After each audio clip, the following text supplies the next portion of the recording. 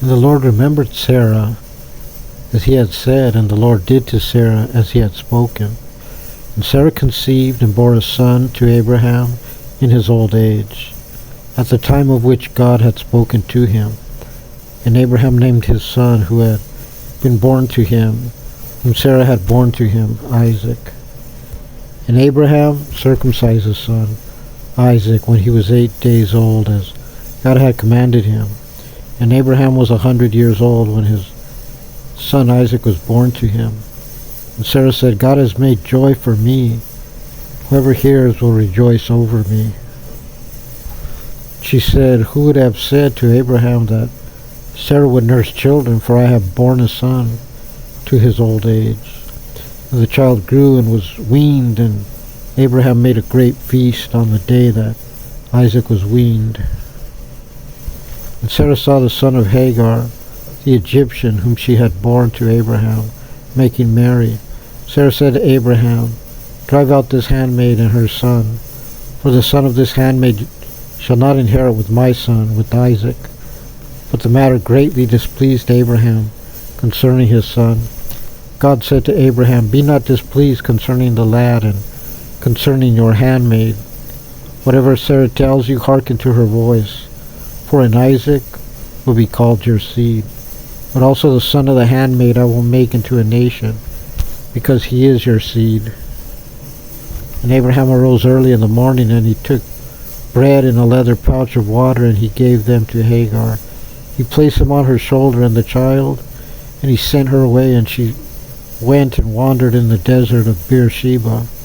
And the water was depleted from the leather pouch, and she cast the child under one of the bushes. And she went and sat down from afar, at about the distance of 2 bowshots, for she said, let me not see the child's death. She sat from afar, and she raised her voice and wept. And God heard the lad's voice, and an angel of God called to Hagar from heaven and said to her, what is troubling you, Hagar? Fear not, for God has heard the lad's voice in the place where he is. Rise, pick up the lad, and grasp your hand upon him, for I shall make him into a great nation. God opened her eyes, and she saw a well of water, and she went and filled the pouch with water and gave the lad to drink. And God was with the lad, and he grew, and he dwelt in the desert, and he became an archer. And he dwelt in the desert of Paran, and his mother took for him a wife from the land of Egypt. Now it came to pass at that time that Abimelech and Pichol his general said to Abraham, saying, God is with you in all that you do.